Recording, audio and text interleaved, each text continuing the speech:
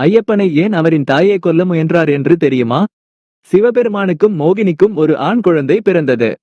அவர்தான் ஐயப்பன் சுவாமி. அவரை பம்பை நதிக்கரையில் விட்டுவிட்டு இருவரும் சென்றார்கள். அந்த நேரத்தில் பந்தள மகாராஜா அந்த இடத்திற்கு வந்தார். அவருக்கு பல வருடங்களாக குழந்தை இல்லை. குழந்தை அழுகுரல் கேட்டவுடன் ஐயப்பனை தூக்கிக் கொண்டு அரண்மனைக்குச் சென்று அவரின் மனைவி ஆரியம்பாவிடம் காட்டினார். ஐயப்பனை கண்டதும் ராணி ஆரியம்பாவும் மிகவும் மகிழ்ச்சி அடைந்தார். சிவனே தனக்கு பிள்ளையாக வந்திருப்பதை நினைத்து மிகவும் ஆனந்தமாக ஐயப்பனை வளர்த்தார்கள்.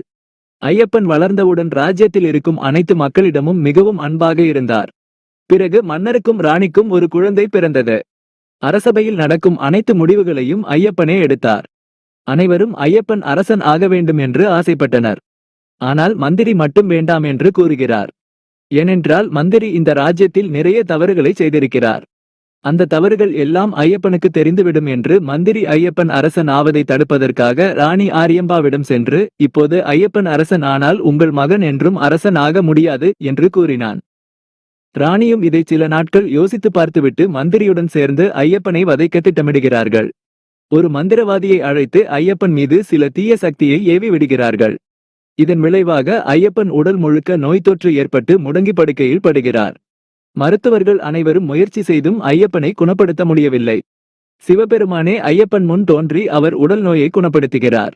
மீண்டும் ஒரு திட்டம் தீட்டி ராணி உடல் சரியில்லாதது போல் நடித்து படுக்கையில் விழுந்து மன்னரை நம்ப வைத்தார். மன்னர் கவலையில் இருக்கும் பொழுது அமைச்சர் ஒரு மருத்துவரை அழைத்து வந்து மன்னரிடம் ராணியை காப்பாற்ற புலிப்பால் வேண்டும் என்று கூறினார். மன்னர் கண்கலங்கி நின்றவுடன் ஐயப்பன், தந்தையே நான் செல்கிறேன் என்று கூறினார். மன்னருக்கு மனமில்லை என்றாலும் ஐயப்பன் மீது உள்ள நம்பிக்கையினால் சம்மதம் தெரிவித்தார். பிறகு ஐயப்பன் புலியின் வனத்திற்கு சென்று பாலை எடுத்துக்கொண்டு வரச் சென்றால் புலி ஐயப்பனை கொன்றுவிடும் என்று திட்டம் தீட்டினர். ஆனால் ஐயப்பன் புலியின் பாலை எடுத்துக்கொண்டு வந்தவுடன் ஆரியம்பாவும் அமைச்சரும் தவறை உணர்ந்து ஐயப்பனிடம் மன்னிப்பு கேட்டார்கள். உங்களுக்கு ஐயப்பன் பிடிக்கும் என்றால் சாமியே சரணம் என்று கமெண்ட் செய்து நமது சேனலை சப்ஸ்கிரைப் செய்து கொள்ளுங்கள்.